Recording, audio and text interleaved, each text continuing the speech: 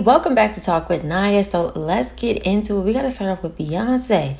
So I know you guys have heard Beyonce has a remix out to her song called America Has a Problem featuring Kendrick Lamar. However, there are some that think that his flow was basically stolen from Doechii. Now, y'all remember when we talked about Doechii rapping to this song? You know, she put it out on social media and we talked about it. Now, some fans feel that her flow was stolen by Kendrick Lamar. So what do y'all think? Have y'all heard the new song with Kendrick on it? Have y'all heard Doechii's basically freestyle to the song? I don't know. I do not know, but I thought it was interesting. Now, speaking of new music, Coi Leray is putting out her second album on June 23rd called Coi, and she shared that she barely has features on this album, and she only has one female artist on this album. So who do y'all think this person is? I honestly wouldn't be surprised if it was Lotto or some other random artist. I don't know. But I wonder why she don't got nobody really on the album. That is very interesting. Now, Bia teased some new music as well called Millions. Did y'all hear the snippet of the song? I think I'm going to like it. I'm always excited when Bia puts out some new music because I tend to like her stuff. Now, Glorilla also got a new song out called Liquor Something with a new music video. And honestly, this one surprised me because of the lyrics. You know, I wasn't expecting for Glorilla to start having these more sexual lyrics because this song is like, I don't know, it's real sexual lyrics. And that's just not the vibe that she came out with. And I think I watched like an interview of Gloss Up talking about Glorilla before, you know, she kind of popped off. And she said Glorilla was like basically more on the like masculine side. Like she wasn't your typical girly girl or anything like that. So I just think it's interesting how the industry may be pushing for a certain type of music from her. That's what I'm thinking, okay? Now, I want to talk about Lil' Kim. So Lil' Kim lets it be known that she is recognized as an icon and to check the credits on some of these songs out here because she also writes for other people. Listen to this. Everyone calls me an icon. It's an honor to me. It makes me smile. It makes me happy to know that people look at me that way because I never really saw that for myself. It just happened organically. There's a few highlights in my career, but it's funny because I never had that, oh my God, I made it moment. Even to this day, I feel like that moment is still coming. I'm so glad to see us women getting our recognition and everyone celebrating us. I think it's a wonderful thing. And by the way, all this talk about writing, I've wrote for other people. I've wrote on Diddy's album. Check your credits.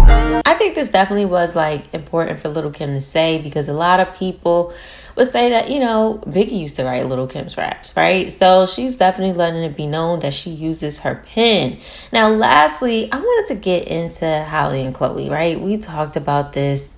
We beaten the dead horse so many times on this, but Tasha K had an opinion about the two sisters and compared their success as solo artists. Listen to this. Chloe versus Halle.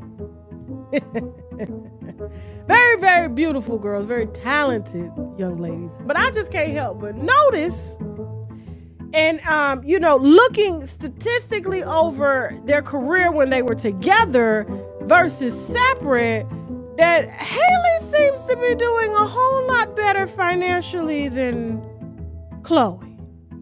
Halle has seemed to have found herself. She's dominating. When you get a Disney check, Halle is so strategic. When you get a Disney check, dog, and you a black Disney princess. You doing the soundtrack too. She damn near owned the movie. And your sister on stage, because I couldn't help but notice they had did a concert one time and Halle was just standing in front of the microphone and she was just singing and she had on a dress, she was covered up, she looked very conservative. She just wanted you guys to focus on her voice and I guess she wasn't singing strong enough. And I couldn't help but notice that Chloe decided to come up and was like, hold on. And was like, and then and then she was like, yeah. And she's like, is this an attention-seeking attempt? Why are you I can't help but her trying to outdo her sister. She playing the Little Mermaid, and you getting ass shots from somebody else's man on camera. What be Monday.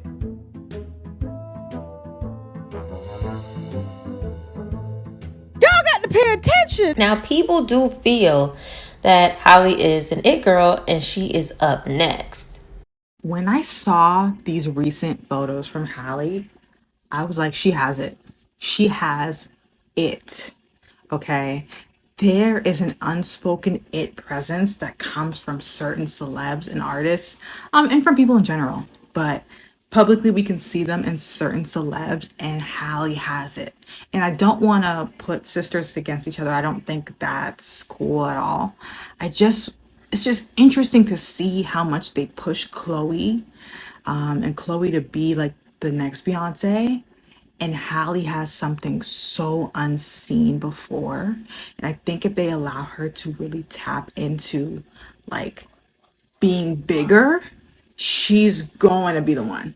Because she has a feminine, quiet, yet very heavy sex appeal that draws you in. It's almost siren-like, which is ironic because she's the Little Mermaid. I'm shook. Can I show you guys the rest of the pictures? It's giving. DDG, I see it. I see why. Has you in a chokehold. Like, it feels like there's an aura just permeating, but it feels like her. Like, she's not creating something. She's not creating a vibe of like what she thinks it should be. It feels natural. From her voice to the way she speaks to the way that she normally dresses. Everything. Wow. Like, you really don't have to brand her. If they would just like allow her to just shine, yikes, this shit could be a monster. And I compare this to the same thing I talked to you guys about in real life, as normal people liking what likes you back and leaning into your strengths, right? So knowing your body type, knowing your colors, and leaning into naturally what's happening and letting that shine. And she's done that. It's good. And this is what happens like with non-celebs too. When you lean in to what likes you back and what's your moment and what's naturally you and enhance that. Wow. Now, as far as my opinion, the two sisters seem opposite of each other in regards to their style and everything like that. I mean, we all notice how they perform very differently when they're performing together. And Halle has her own vibe and style, and so does Chloe. So I do feel that people want Chloe to act more like Halle, because I feel like they kind of gave us, like the good girl image when they came out together. And people want Chloe to kind of go back to that or not be so pushy with this sexual image thing that she's given off. But I think Holly's going to continue to shine as she does more movies, and she has The Color Purple coming out in December. The Little Mermaid's coming out in like 3 days. And I think that she's going to do well in acting. I also think she's going to do well singing. People want her to play Janet Jackson in a biopic.